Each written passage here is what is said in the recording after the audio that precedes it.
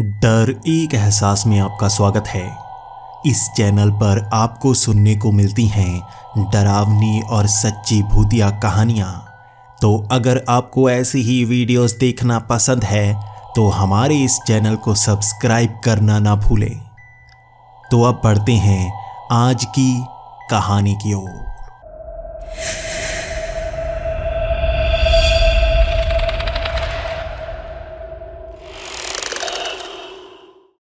Hello दोस्तों, मेरा नाम प्रसूनजीत है और मैं कोलकाता का रहने वाला हूँ। मैं यहाँ पर मछली पकड़ने का काम करता हूँ और हर रोज़ हमें समंदर के बीच जाना पड़ता है मछली पकड़ने के लिए। ये काम ज़्यादा आसान नहीं होता जैसा सबको लगता है। हमें ऐसी जगह ढूंढनी पड़ती है जहाँ पर सबसे ज़्यादा मछलियाँ मिलें। हमें जाल डालकर इंतज़ार करना पड़ता है और कभी कभी मौसम हमारा साथ नहीं देता।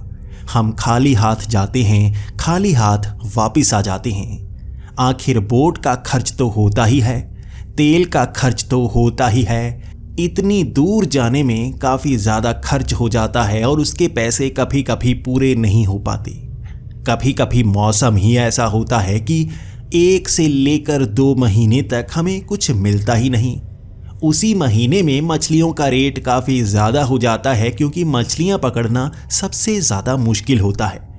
जैसे जैसे समय आगे बढ़ रहा है, दूसरे देशों से भी मछलियाँ मंगवाई जा रही हैं और हमें यहाँ ज़्यादा मुश्किल का सामना करना पड़ रहा है। जिन महीनों में मछलियाँ कम पकड़ी जाती, पहले उन कम मछलियों से भी पैसे पूरे हो जाते थे, क्योंकि अगर सप्लाई कम हो और डिमांड ज़्यादा हो तो वो महंगी हो जाती और हमें पैसे ज़्यादा मिलते। लेकिन जब से दूसरे देशों से मछलियाँ मंगवानी शुरू हुई हैं, हमें उन महीनों में बहुत ज़्यादा नुकसान होने लगा है। हम और ज़्यादा अंदर तक जाने की कोशिश करते हैं, किसी न किसी बहाने से ज़्यादा मछलियाँ पकड़ने की कोशिश करते हैं। कंपटीशन भी ज़्यादा बढ़ गया है। कई मछली पकड़ने वाले हमारे आसपास घूमने लगते हैं और उनको जैसे मछलियां बांटनी पड़ती हैं। एक जगह पर ज़्यादा मछलियां नहीं होती और आप अगर उन मछलियों को ना पकड़ पाएं तो दूसरे पकड़ लेते हैं। आप बस खाली हाथ रह जाते हैं। मैं अपने दोस्त बिनॉय के साथ हमेशा मछलियां पकड़ने जाया करता था, लेकिन पिछले साल हमारे साथ कुछ ऐसा हुआ जिसने हम सबको डरा कर रख दिया। मैं जिसे ये बात बताता हूँ वो इसे मानने को तैयार ही नहीं होता। ये सितंबर का महीना था। मैं बिनॉय के साथ सुबह 9 बजे तैयार था बोट लेकर जाने को। बिनॉय पता नहीं कहाँ था। वो काफ़ी देर कर रहा था और मैं उसका इंतज़ार करता रहा। सुबह सुबह 15 मिनट की देरी भी काफ़ी नुकसान पहुंचा सकती है और हमें ज़्यादा दूर जाना पड़ता है और वहां से मछलियां पकड़कर वापस आना पड़ता है। हम अंधेरा नहीं कर सकते क्योंकि अंधेरे में लहरें ज़्यादा उछाल लेने लगती हैं और वापस आना परेशानी भरा हो जाता है। हमें मौसम की जानकारी भी रखनी पड़ती है, कहीं मौसम ख़राब ना हो। अगर मौसम ख़राब हुआ तो हम वहीं समंदर में फंस सकते हैं और हमें बचाने के लिए भी ऐसे मौसम में कोई नहीं आएगा। मौसम की पूरी जानकारी ले ली गई थी। बिनॉय का मैं इंतज़ार कर रहा था और 15 मिनट की देरी के बाद भी वो पहुंच आया और हमने अपनी बोट स्टार्ट की और हम निकल पड़े मछलियां पकड़ने के लिए। हम 2 ही जाया करते थे क्योंकि हमें कमाई कम हो रही थी और मैं कुछ पैसे घर लेने के लिए जोड़ रहा था, इसलिए हम ज़्यादा लोगों को साथ नहीं ले जा सकते थे, बड़ी बोट का इस्तेमाल नहीं कर सकते थे। जैसे जैसे हम समंदर के और बीच जाते गए, वहाँ पर परेशानी का सामना करना पड़ता है। ना तो रेडियो सिग्नल अच्छी तरह से काम करते हैं, बस हाथ में जो कंपास होता है उसी के सहारे हमें दिशा का पता लगाना होता है। उसी के सहारे हमें जाना होता है और वापस आना होता है। हम कंपास को देखते हुए आगे बढ़ते जा रहे थे और आगे मौसम साफ था। इस धूप में मछलियां भी ऊपर आ जाती हैं, लेकिन हमें गहरा इलाका ढूंढना होता है जहां पर मछलियां ज़्यादा हों। अगर हम एक ही जगह पर ज़्यादा मछलियों का शिकार करते जाएं तो वहाँ मछलियाँ कम होना शुरू हो जाती हैं और उनकी आबादी कम करना भी हमारे लिए नुकसानदायक ही होगा। इस बार हम ऐसे इलाके में जाना चाहते थे जहाँ पर हम नहीं गए थे। ये गहरा इलाका था, वहाँ पर मार्किंग्स भी नहीं की गई थी और हमें जगह पहचानने में मुश्किल तो हो रही थी। फिर भी हम जानते थे कुछ दिशा भ्रम होने के कारण भी हम भटक सकते थे, लेकिन कंपास हमारे साथ था। आसपास कभी कभी हमें बड़ी बोट दिख जाती हैं जिसके सहारे हम सही दिशा का अंदाज़ा लगा पाते हैं। लगभग 11 से 12 बजे के करीब हम उस जगह पर पहुंच गए थे। ये गहरा इलाका था, ज़्यादा नीचे तक देखा नहीं जा पा रहा था। बिनॉय ने जल्दी से वो जाल डाल दिया। वहाँ जाल को डालने में भी बहुत मेहनत करनी पड़ती है और शरीर थक सा जाता है। बार बार हमें नए तरीके से जाल फेंकना पड़ता है जिससे मछलियाँ ज़्यादा जल्दी फंस पाएँ। हमने जाल तो फेंक दिया था, मौसम साफ था, अब बस इंतज़ार था कि मछलियाँ उनमें फंसे। हमें थोड़े थोड़े हिलने वाले जाल से पता चल जाता है कि कितनी मछलियाँ फंस चुकी हैं और हमें और ज़्यादा इंतज़ार करना पड़ता है ताकि ज़्यादा से ज़्यादा मछलियों को हम पकड़ सकें। यहाँ पर थोड़ी थोड़ी हवा चलने लगी थी, लेकिन मैं बार बार बिनॉय को कह रहा था कि मौसम में चेक करके आया हूँ। वेदर रिपोर्ट में यहाँ पर किसी भी तरह की आंधी का कोई जिक्र नहीं है, ये हल्की हल्की हवा हो सकती है। लेकिन जैसे ही हम वहाँ पर बैठे हुए थे, लगभग 5 ही मिनट में वहाँ बादल घिरने शुरू हो गए। बादल कैसे आ सकते हैं जबकि रिपोर्ट में ऐसी कोई चीज़ बताई नहीं गई थी। हमें इस चीज़ का खास ध्यान रखना पड़ता है। छोटे से बादल भी हमारी इस छोटी बोट को पलटाने के लिए काफ़ी होते हैं। कभी कभी लहरें ज़्यादा ऊंची होने लगती हैं, इसलिए हमें बोट वहाँ से भगानी पड़ जाती है। लेकिन यहाँ पर तो अचानक बादल घिर आए थे। बिनॉय बार बार कह रहा था जल्दी से इस जाल को समेटते हैं और निकलते हैं, लेकिन मैं उसे कह रहा था बादल बताए तो नहीं गए हैं, ये काले बादल अचानक कैसे घिर आए हैं। इतनी जल्दी बादल सफ़र नहीं कर सकते, लेकिन यहाँ पर तो जैसे बादलों ने हमें जल्दी जल्दी घेर लिया था। हम जाल को वहाँ पर छोड़ नहीं सकते थे क्योंकि छूटा हुआ जाल दोबारा मिलता नहीं। वो महंगा जाल था, उसमें हमारे काफ़ी ज़्यादा पैसे लगे हुए थे, तो हम उस जाल को इकट्ठा करने लगे। थोड़े समय तक जाल वहाँ पानी में था, इसलिए मछलियाँ उसमें फंस चुकी थी, लेकिन ज़्यादा नहीं थी। मछलियाँ अंदर फंसी हो तो उसे खींचने में और ज़्यादा परेशानी का सामना करना पड़ता है और समय भी बर्बाद होने लगता है। अगर आपको वहाँ से जल्दी निकलना हो तो ये मुश्किल भरी बात होती है। फिर भी हम उस जाल को खींचते जा रहे थे और वो बादल घिरते जा रहे थे। जल्दी जल्दी हम उन मछलियों को अंदर की तरफ फेंकना शुरू हो गए, जाल को पूरी तरह से समेटना शुरू हो गए, लेकिन बादलों ने हमें घेर लिया था। बिजली की कड़कड़ाहट हमें डराने लगी थी और हमें लगने लगा था पानी अब हिल रहा है। बड़ी बड़ी लहरें बोट को हिला रही थी और हमने जल्दी से बोट स्टार्ट की, वहाँ से निकलना चाहा, लेकिन शायद देर हो चुकी थी। वहाँ बड़ी बड़ी लहरें बार बार हमें एक तरफ पटक देती। हम वहाँ से निकलने की कोशिश करते, तेज़ी से स्पीड तेज़ करते, लेकिन लहर दोबारा खींच कर हमें वहीं ला देती।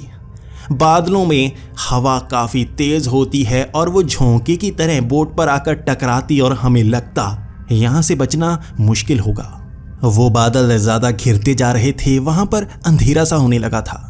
वक्त भले ही दोपहर का हो, लेकिन बादलों में नीचे तक रोशनी नहीं पहुंचती और अंधेरे में दूर तक देखने में काफ़ी ज़्यादा परेशानी होने लगती है। ये हवाएं हमें पटकना शुरू कर चुकी थी और कभी कभी पानी बोट के अंदर आ रहा था। इसी तरह चला तो बोट में काफ़ी ज़्यादा पानी भर जाएगा और ये भारी होकर नीचे डूबने लगेगी। हमें ज़िंदा रहने के लिए बोट बहुत ज़्यादा ज़रूरी है। इस बोट से कूदने के बाद तो हमारे बचने की कोई चांस होंगे ही नहीं। हमें इस बोट को बचा कर रखना होगा। हमने एक एक करके मछलियाँ नीचे फेंकना शुरू कर दी। हम तेज़ी से इस पे वज़न कम कर रहे थे ताकि पानी भरने के बाद भी बोट डूब ना जाए, लेकिन बादलों से निकलने वाली वो बिजली बड़ी अजीब सी थी, जैसे बार बार ऊपर रोशनी कर देती और उसका जाल सा नज़र आता। कभी भी बिजली नीचे नहीं पड़ी, ये ऊपर ही जैसे घूमती जा रही थी, जाल बिछाती जा रही थी और बिल्कुल हमारे सर के ऊपर जब भी बिजली कड़कती, अंदर से जैसे जान बाहर निकल आती। हम काफ़ी मछलियों को नीचे फेंक चुके थे और शरीर भी अब थकने सा लगा था। हमें लगने लगा था इस मुश्किल घड़ी से हमें जल्दी से निकलना होगा। अगर बोट इस तूफ़ान से बाहर निकल पाई तो हम जिंदा बच पाएंगे, वरना हमें ज़िंदा बचाने कोई इस तूफ़ान में आने नहीं वाला। हम बस सोच में पड़े हुए थे, भगवान से प्रार्थना कर रहे थे, लेकिन इसी तूफ़ान के अंदर एक बड़ी सी शिप नज़र आई। वो काफ़ी विशाल आकार की थी। हमें लगा शायद ये नेवी की बड़ी शिप है और इन्हें इशारा करके हम बच सकते हैं। ऐसे तूफ़ान में भी ऐसी शिप यहाँ पर डटी रहती है, इन्हें ज़्यादा नुकसान नहीं होता। तूफान ऐसी शिप को नुकसान नहीं पहुँचा पाते, छोटी बोट तो ये उड़ा कर इधर उधर फेंक देते हैं। हमें लगा अगर इन्हें इशारा करेंगे ये हमें ज़रूर बचाएंगे। इस शिप को हम पूरी तरह से देख नहीं पा रहे थे क्योंकि बार बार इस तूफान के कारण पानी आंखों में जा रहा था, लेकिन साफ साफ ये नज़र ज़रूर आ रहा था सामने से कि ये एक बड़ी सी शिप है। हम हाथ हिलाकर इशारे करने लगे। हमने लाइट गन भी चलाई ताकि रोशनी से वो इधर देख पाएं, और हमने देखा वो शिप हमारी तरफ थोड़ा थोड़ा मुड़ने लगी थी। वो हमारे करीब आ रही थी, लेकिन पानी हमें बार बार दूर पटकता जा रहा था। हमें किसी तरह से उसके पास जाना था। वहाँ उस शिप पर हमने 2-3 लोगों को देखा जो हमारी तरफ देख रहे थे, शायद वो हमें बचाने की कोशिश कर रहे हों। वहाँ वो इस तूफान में भी शिप के ऊपर ही खड़े थे, उन्हें जैसे बिल्कुल डर ना लग रहा हो। अगर आपके पास बड़ी शिप हो, आसपास ऐसा माहौल भी हो, डर लगता ही नहीं। हम किसी तरह से उसके थोड़ा करीब पहुँचे। उन्होंने रस्सी नीचे फेंकी हुई थी जिसे पकड़कर हम ऊपर जा सकते थे, लेकिन हमारी बोट ज़रूर हमसे दूर हो जाती। हम बोट को संभाल नहीं सकते थे, अब तो हमें अपनी जान बचानी थी। हमने किसी तरह से उन रस्सियों को पकड़ा। हवा तेज़ी से हमें हिलाती जा रही थी, लेकिन फिर भी कंधों में जान थी उसके ऊपर चढ़ने की। किसी तरह से हम उस रस्सी का सहारा लेकर उस शिप के ऊपर चढ़ ही गए। वहाँ ऊपर जाते ही हमें ये पता लगा ये कोई नई शिप नहीं है, बल्कि पुरानी लग रही है।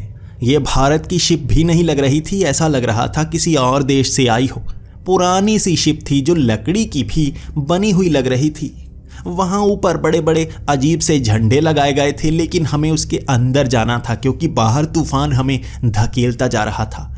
उन लोगों से हमने इस तूफान में भी सवाल किए, लेकिन आवाज़ शायद उन तक पहुंच नहीं रही थी, तो हम भागते हुए अंदर की तरफ गए। हम अंदर पहुंचते ही बाहर का दरवाज़ा लगा चुके थे, और अब जाकर मन को सुकून मिला था कि हमारी जान ज़रूर बच जाएगी। वहाँ पर बहुत सारे लोग थे जो अपना अब भी काम किए जा रहे थे। वो पाल को चढ़ा और उतार रहे थे। कुछ लोग बड़ी बड़ी बोरियों को नीचे की तरफ ले जा रहे थे, और कुछ लोग वहाँ बस बैठे चाय पी रहे थे। उन्हें जैसे बिल्कुल डर लग ही ना रहा हो। भले ही ये बड़ी शिप है, लेकिन ये भी रास्ता तो भटक ही सकती है। उन्हें बिल्कुल डर लग नहीं रहा था, और हमारी तरफ तो कोई देख ही नहीं रहा था। हमने पहले आवाज़ लगाकर उनका शुक्रिया अदा किया। बिनॉय बार बार उनका शुक्रिया अदा करता जा रहा था, लेकिन उस तरफ से कोई आवाज़ नहीं आ रही थी। हम अब एक बड़े से आदमी के पास गए जिसका कद शायद 7 फुट के करीब होगा। उसने एक काले रंग की टोपी पहनी हुई थी जो पुराने ज़माने में इसी तरह सेलर्स पहना करते थे। वो दूसरी तरफ देख रहा था, तो बिनॉय ने उससे सवाल किया, भाई साहब आप किस देश से आए लगते हो? मुझे भारत के नहीं लगते, आपके चेहरे थोड़े अलग हैं। हिंदी बोलने के बाद भी उसने कोई जवाब नहीं दिया, तो हमने बंगाली में बात करने की कोशिश की। जवाब अब भी नहीं आया। हमें इंग्लिश अच्छी तरह से तो नहीं आती, लेकिन थोड़ा बहुत बात ज़रूर कर सकते हैं, तो हमने इंग्लिश में उनसे बात करना शुरू की, और अब वो भी किसी और भाषा में कुछ बोल रहे थे जो हमारे समझ में नहीं आ रही थी। ये भाषा ना तो कोई भारतीय भाषा लग रही थी, ना ही ये इंग्लिश थी। हमारी समझ से बाहर थी ये भाषा। काफ़ी देर तक कोशिश करने के बाद वो हमारी भाषा नहीं समझ पा रहे थे, हम उनकी भाषा नहीं समझ पा रहे थे, तो इशारों में बातें करना हम शुरू कर चुके थे। हमने उनसे इशारा किया कि हमें भूख लगी है, कुछ पानी पीने को दे दो, क्योंकि समंदर का पानी तूफान में उड़ता ऐसे है कि थोड़ा बहुत गले में चला जाता है। गला हमारा दोनों का नमकीन हो चला था, और इसके कारण शरीर में पानी की कमी होना शुरू हो जाती है। हमें साफ पानी पीना ही पड़ता है। उस आदमी ने अंदर की तरफ इशारा किया कि हम अंदर जा सकते हैं। हमें ये पता नहीं था अंदर जाकर पानी कहाँ से मिलेगा, लेकिन उन्होंने इशारा कर दिया था। वो आदमी और उसके साथ खड़ा छोटे कद का आदमी हमसे बात करने की कोशिश कर रहा था, जबकि बाकी सब तो अपने काम में लगे हुए थे। सामान इधर ले जा रहे थे, कभी उधर ले जा रहे थे। बड़े बड़े टैंकर उठाकर भी एक आदमी इधर उधर छोड़ता जा रहा था। कुछ बोरियां जो हमारे पैरों के पास पड़ी थी, उनके सामने से निकलने में परेशानी होने लगी थी, लेकिन इशारों में ज़्यादा कुछ समझा नहीं जा सकता था, तो हम बोरियों से निकलते हुए सामने की तरफ जाने लगे। वहाँ कुछ कमरे बनाए गए थे। हमें नहीं पता था कौन से कमरे में जाना है। हम उन्हें इशारा करते रहे, लेकिन उन्होंने बस एक हाथ खड़ा किया हुआ था कि हम इधर जा सकते हैं। भाषा में बदलाव के कारण हमें कुछ परेशानी तो होनी ही चाहिए। हम अब उन कमरों के पास जाने लगे। हमने वो कमरे खोले और अंदर से वो कमरे काफ़ी अजीब से थे। वहाँ बहुत सारी किताबें पड़ी हुई थीं, बहुत सारा खाने पीने का सामान पड़ा हुआ था। वहाँ बोतलें भी थीं, लेकिन वो सब शराब की बोतलें लग रही थीं। ऊपर से कॉर्क का ढक्कन लगाया गया था। कोई भी शराब किसी ब्रांड की नहीं थी, बल्कि बिना लेबल वाली वो बोतलें थीं। शायद उन्होंने खुद शराब बनाकर इन बोतलों में भरी होंगी। हम अब पानी ढूंढ रहे थे और पानी हमें कहीं मिल ही नहीं रहा था। आगे जाकर एक लकड़ी का टैंकर हमें मिला जिस पर नल लगाया गया था। हमने पास पड़े ग्लास को उठाया और उससे पानी ग्लास में भरने लगे और उसमें झाग होने लगी। मैंने सूंघ कर देखा, वो बियर थी। पानी तो उन टैंकर्स में भी नहीं है, यहाँ पर तो सिर्फ शराब है। ये लोग शराब की तस्करी तो नहीं कर रहे, लेकिन हमें इन्होंने बचाया है। हम ज़्यादा कुछ कह नहीं सकते। भारत के बॉर्डर्स में विदेशी जहाज इतनी अंदर तक पहुंच आया और किसी को पता तक नहीं चला। अगर इस चीज़ की जानकारी आर्मी को होती तो वो उन्हें पहले ही रोक चुके होते और अब तक तो आर्मी को यहाँ तक पहुँचाना चाहिए था। नेवी को ऐसी बड़ी शिप की जानकारी हमेशा होती है। आज क्या हो रहा था कुछ समझ में नहीं आ रहा था। हम इतना ज़रूर था कि भारतीय बॉर्डर्स के बाहर नहीं गए थे। इतनी ज़्यादा दूर तो हम पहुँचे ही नहीं होंगे। गला अब सूखता जा रहा था और जद्दोजहद थी पानी ढूंढने की।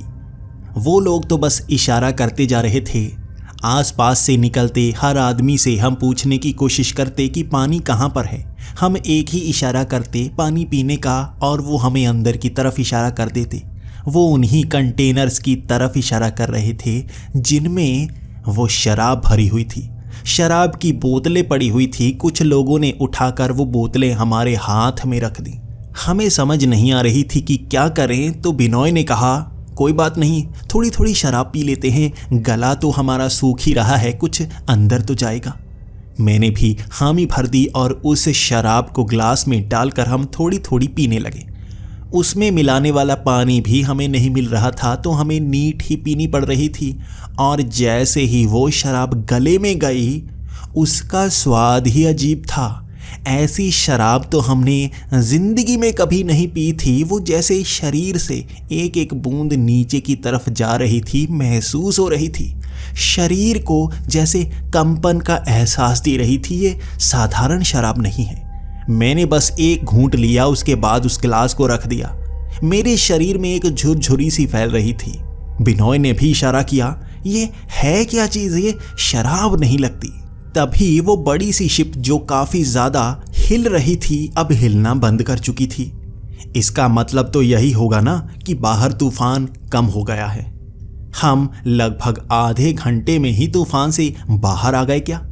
मैं भागकर बाहर जाना चाहता था, देखना चाहता था कि आसमान कैसा है। उससे हम पता कर पाते कि हम कहाँ पर पहुँच आए हैं। और जैसे ही हम बाहर पहुँचे, हमारे पैरों तले ज़मीन खिसक गई। आधे घंटे में ही बादल वहाँ से साफ हो चुके थे, आसमान भी नज़र आ रहा था, लेकिन वक्त रात का हो चुका था। तारे और चांद हमारी आंखों के सामने थे, लेकिन दोपहर में अंधेरा कैसे हो गया? तभी बिजली की कड़कड़ाहट हमें सुनाई दी।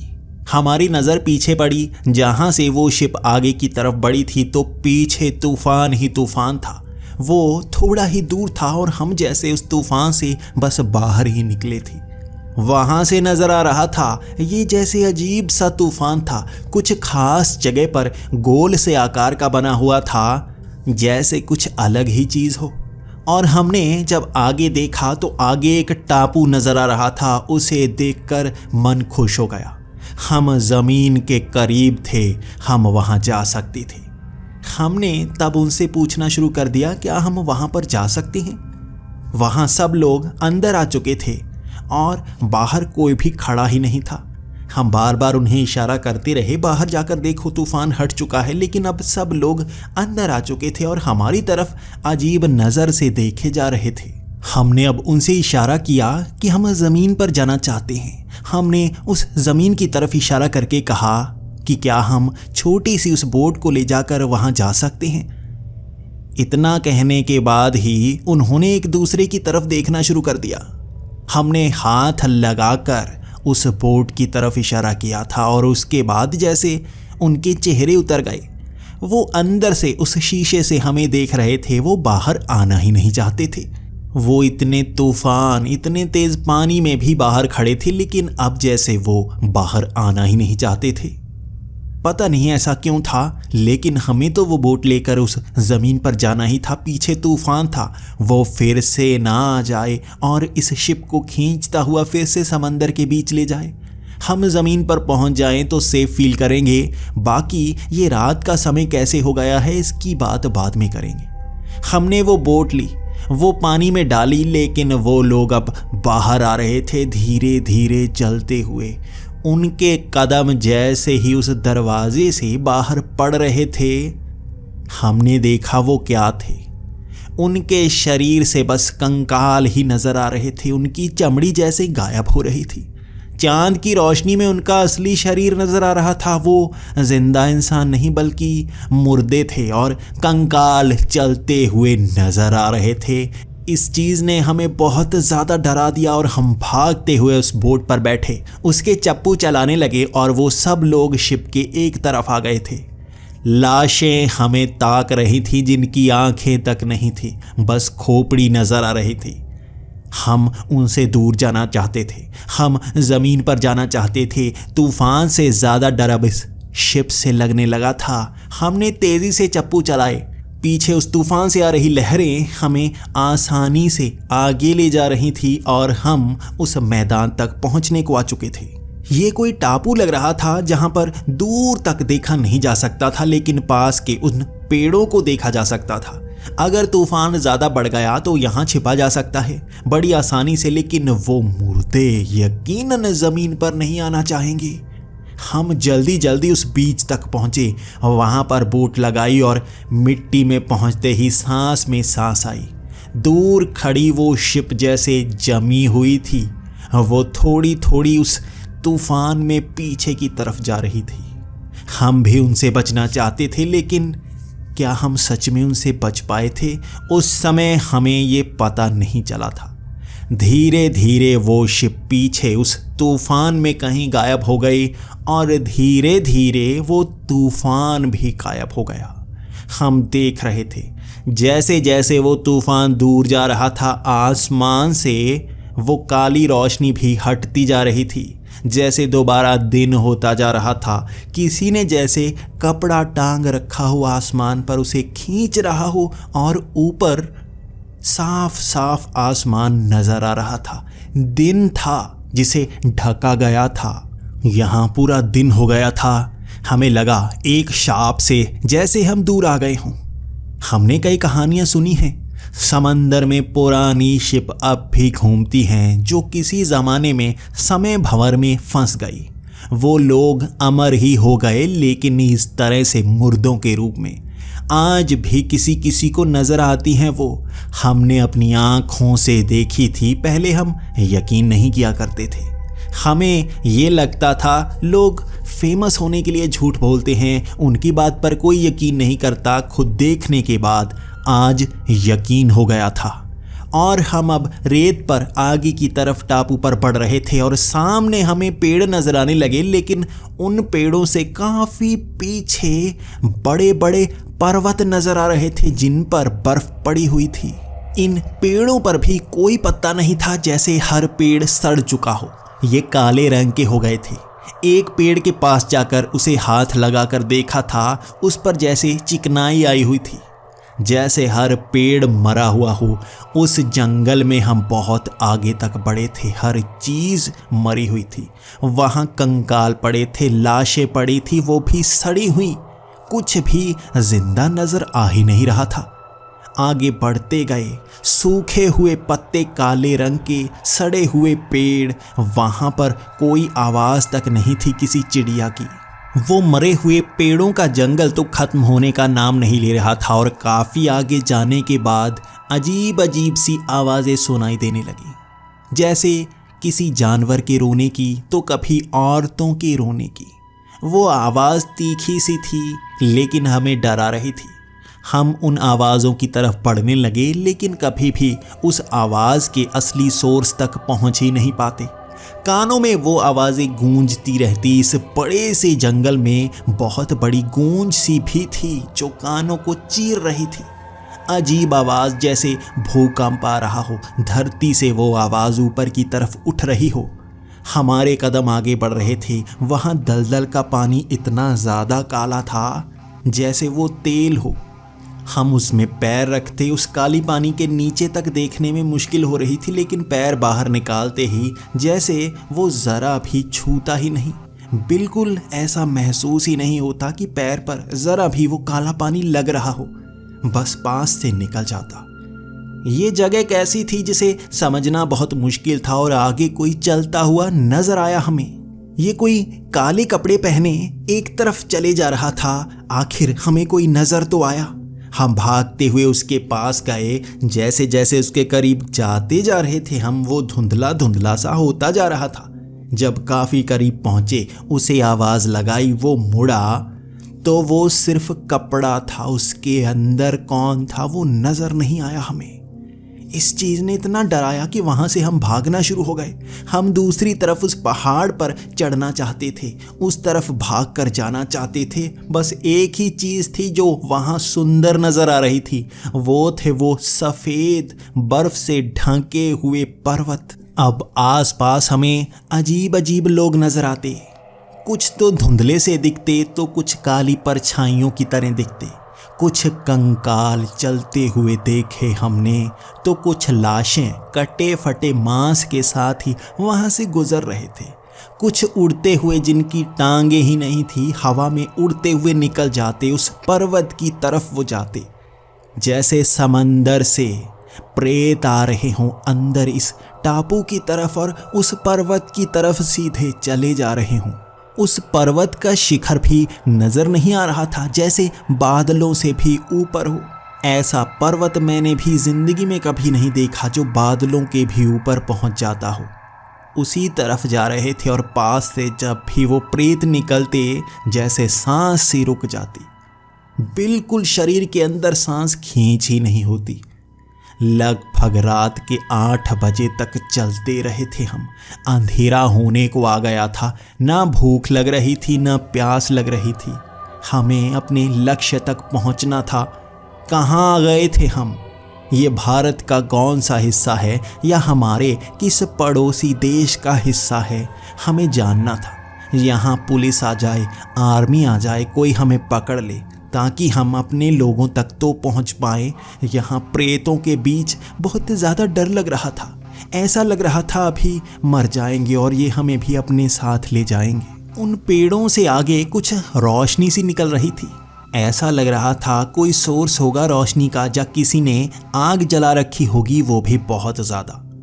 पेड़ों से आगे निकलते ही हमें ज़मीन नज़र आई। वो रेत लाल रंग का था, यानी जल रहा था। ज्वालामुखी का हिस्सा जैसे जमीन पर आ गया हो। वो पिघली हुई रेत, हम वहां नहीं जा सकते थे और वो प्रेत उन पिघली हुई मिट्टी में घुसते जा रहे थे और उनसे चीखने की आवाज़ें आ रही थी। ये वही आवाज़ें थी जिन्हें हम कब से सुन रहे थे। ये उनकी चीखें थी। प्रेत ज़मीन में समा रहे हों, उन्हें जैसे दर्द हो रहा हो। उसे देखकर हम घबराने लगे थे। उस रेत पर चलना पड़ता उस पर्वत तक पहुंचने में, इसीलिए हम आगे बढ़ नहीं सकते थे। हर तरफ वो पिघला हुआ रेत ही नज़र आ रहा था। इस जंगल से आगे जैसे वही एक रास्ता हो। हमारे कदम लड़खड़ाने लगे थे और हम दूसरी दिशा में मुड़ चुके थे। हम अब उस पर्वत की तरफ नहीं जा सकते थे, बल्कि इसी जंगल से होते हुए किसी और जगह पहुंचते। उस रात हमें रुकना तो था, तो हम वहीं रुक गए। हम ये सोच रहे थे, ना प्यास ना भूख, यहाँ हम कैसे अब भी जिंदा हैं। वहाँ सड़ी हुई मछलियों को खाया था उस रात हमने। भूख लगी नहीं थी, लेकिन हो सकता है शरीर ऐसा बन गया हो। हम बिना खाए जिंदा नहीं रह सकते, इसीलिए सड़ी हुई मछलियों को खाना ही एकमात्र रास्ता था। उनमें जो थोड़ा थोड़ा पानी होता है उसी से जैसे गला थोड़ा थोड़ा तर होने लगा। वो रात रोते रोते निकली थी। अगली सुबह फिर से वैसे ही हाल। हम एक दिशा में चलते गए और आगे जाकर एक नदी नजर आई। उस नदी में आग बह रही थी। वहां कोई पानी नहीं था। उस आग में जैसे लाशें बहकर आगे बढ़ रही थी। उनकी चीखें कान चीरती जा रही थी। उस नदी को भी पार नहीं किया जा सकता था, तो हम फिर से मुड़ चले। अब हम दूसरी दिशा में जा रहे थे और यहाँ पर भी उड़ती हुई लाशें नजर आ रही थी। बादल घिराए थे, लेकिन सफेद रंग के बादलों के ऊपर आसमान साफ नजर आ रहा था। थोड़े समय बाद बारिश होने लगी और उस बारिश की बूंदें जैसे ही जमीन से टकराती, वहां अजीब अजीब सी आवाजें आने लगती, जैसे जमीन में उन बूंदों के कारण किसी को दर्द हो रहा हो। हम पर भी वो बूंदें पड़ी थी, लेकिन ऐसा एहसास हुआ जैसे वो बूंदें असली हों ही ना। शरीर पर छूती, लेकिन एहसास कोई नहीं होता। भारी बूंदें भी वहां पड़ती, लेकिन दर्द बिल्कुल नहीं होता। जमीन पर जैसे ही वो बूंद टकराती, कराहटों की आवाज आती। तब हमने जमीन से निकलते हुए मुर्दे देखे थे, जिनके हाथ बाहर आ रहे थे। वो दर्द से करा रहे थे। कोई भी हमें पकड़ नहीं रहा था। बिनॉय बार बार कह रहा था, ये शैतान हमें पकड़ लेंगे। उनके हाथ आसपास घूमते, लेकिन वो दर्द से बचने की कोशिश करते, जैसे चिल्ला रहे थे। इसी जगह हर रोज हमें ऐसी चीजें देखने को मिलती। पूरा दिन चलते हुए निकल जाता, लेकिन समझ कुछ नहीं आता जाना कहां पर है। 5 दिनों तक ऐसा ही होता रहा। सड़ी गली चीजें हम खाते रहे। हम पेड़ों के उन तनों को भी खा रहे थे जो काले रंग के थे। कुछ तो खाना था, लेकिन शरीर में वो कहां जाता वो भी समझ नहीं आती। पानी तो उन 5 दिनों तक हमें मिला ही नहीं, फिर भी हम जिंदा थे। कुछ खाने को नहीं था, कुछ पीने को नहीं था। हम जैसे नर्क में आ गए हों, जहां पर हमेशा चीखने की आवाजें आती ही रहती। उड़ती हुई लाशें, वो प्रेत हमेशा नजर आती। 5 दिनों बाद घूमते घूमते हम उसी समंदर के तट पर आ गए थे। तब हमें लगा था हम ऐसी जगह आए हैं जहां कुछ तो शांति है। समंदर का पानी पास आता और दूर हमें तूफान नजर आ रहा था। फिर से तूफान घिराया था जो तट की तरफ आ रहा था।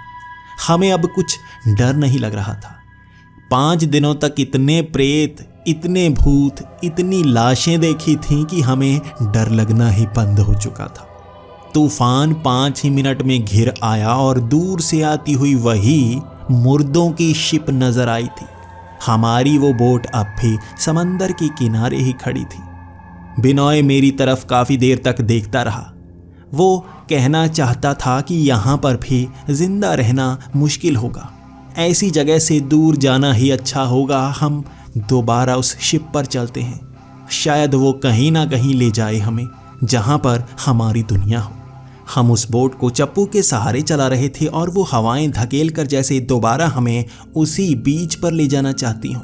समंदर हमें धकेल रहा था दोबारा ज़मीन पर पहुंचाने को, लेकिन हमारे शरीर में भी जितनी जान थी हम वो लगा चुके थे। उस शिप तक बड़ी मुश्किल से पहुंच पाए। उन रस्सियों को पकड़ा और दोबारा उस शिप पर चढ़ाए। वहाँ वो कंकाल थे हमारी आंखों के सामने जो हमें देख रहे थे। वो हमारी तरफ इशारे कर रहे थे। उनकी भाषा अब तो बिल्कुल समझ में नहीं आ रही थी। बिना जीभ के जब अंदर से अजीब अजीब आवाजें निकलती हों किसी कंकाल के, तो वो समझी नहीं जा सकती। उन्होंने ना पहले नुकसान पहुंचाया था ना बाद में नुकसान पहुंचाया। बस उन्हें देखने में डर लग रहा था और ऐसा डर हम वहां टापू पर देख आए थे कि उनसे अब डर लगना बंद हो चुका था। वो अच्छे नजर आने लगे थे और वो शिप मुड़ी दोबारा उस तूफान की तरफ। तूफान से भी डर नहीं लग रहा था। तूफान में घुसता हुआ वो जहाज जैसे बार बार उछल रहा था, लेकिन वो कंकाल जैसे इस पर चिपके हुए थे। जैसे ही तूफान के अंदर गए वहां रोशनी आनी बंद हुई। वो अपने शरीर में आ चुके थे, साधारण इंसानों जैसे। हमें वो बस इशारे करते, हम कुछ समझ नहीं पाते। वहां लगे हुए वो काले झंडे और उन पर बनी हुई बड़ी बड़ी खोपड़ियां वो देखने लायक थीं। इन्हें पहले हम देख नहीं पाए थे। ये जहाज़ साधारण जहाज़ नहीं है, मुर्दों का जहाज़ है। वहाँ वो जहाज़ आगे बढ़ता गया और एक किनारे पर जैसे तूफान खत्म हो चुका था, उन मुर्दों ने इशारे किए हमें उस तरफ जाने को। वो शिप बिल्कुल किनारे पर खड़ी थी और वहाँ से बाहर हमें अपनी बोट नज़र आई जो पानी में उन लहरों में ऊपर नीचे हो रही थी। वो हमें इशारा कर रहे थे, जाओ। हम थोड़ा डरे, लेकिन शायद बचने का यही आखिरी रास्ता हो। हम किसी तरह से उस बोट तक पहुंच पाए थे। हम अपनी बोट के ऊपर बैठे और जैसे वो तूफान पीछे हटना शुरू हो गया, वो जहाज़ भी पीछे पहुंचना शुरू हो गया। और जितनी तेज़ी से उस दिन वो तूफान आया था, आज उतनी ही तेज़ी से गायब भी हो गया। वो मुर्दों का बड़ा सा जहाज़ भी जैसे कहीं लोप सा हो गया। हम कुछ समझ नहीं पा रहे थे, बिल्कुल शांति सी आ गई थी समंदर में। हम एक दूसरे की तरफ देख रहे थे, क्या हम बच पाए हैं, क्या हमें घर जाना चाहिए। तभी हमें अपनी बोट पर गिरा वो कंपास मिला। हमने उसे उठाया, हम उसी दिशा में चल पड़े जहाँ पर किनारा हुआ करता था। आज किनारा मिल जाए हमें। लगभग 3 घंटों तक वो बोट चली थी और हम किनारे पर पहुँच आए। सामने दिख रही वो छोटी छोटी किश्तियाँ और उन पर बैठे लोग, जिन्हें देखकर मन में खुशी सी छा गई। किनारे पहुँचे हम, ये हमारी दुनिया थी। किसी बहाने से हम बच आए थे और भूख इतनी ज़्यादा, प्यास इतनी ज़्यादा। हम जल्दी से एक छोटी सी दुकान पर पहुँचे जहाँ पर खाना मिला करता है। बहुत ज़्यादा भूख लगी थी। हम खाते गए और एक बोतल पानी मैंने पिया, एक बोतल बिनोय पी गया। वहाँ टीवी पर हमने तारीख देखी थी। ये वही तारीख थी जिस दिन हम उस समुंदर में गए थे। दिन तो बदला ही नहीं। जो 5 दिन हम वहाँ बिता कर आए, वो जैसे खत्म हो चुके थे। हम अपने समय में आ चुके थे। हम शाम के वक्त ही जैसे वहाँ पानी से बाहर आ गए थे, जैसे कुछ हुआ ही ना हो। हमने उस घटना को कई लोगों को बताने की कोशिश की थी। कोई हमारी बात मानता ही नहीं। हर कोई यही कहता है, 5 दिन बिताए तो तुम उसी समय वापस कैसे आ गए। हमारी दोनों की दाढ़ी बढ़ चुकी थी, जिसे देखकर कुछ लोग अचंभित हो रहे थे, लेकिन हमें झूठा ही कह रहे थे। पहचान वाले थोड़ा थोड़ा शक जरूर कर रहे थे, लेकिन ऐसी कहानी कोई सच कैसे मान सकता है। आज भी जब हमें अखबारों में, टीवी पर ऐसी घटना के बारे में सुनने को मिलता है, तो सब लोग उस पर हंस रहे होते हैं। हमें कभी हंसी नहीं आती। हम ये जान ही नहीं पाए वो सफ़र में हम कहाँ जा आए थे। क्या वो नर्क था या वो थी दूसरी दुनिया? अब भी हम उसके बारे में जानने की इच्छा रखते हैं।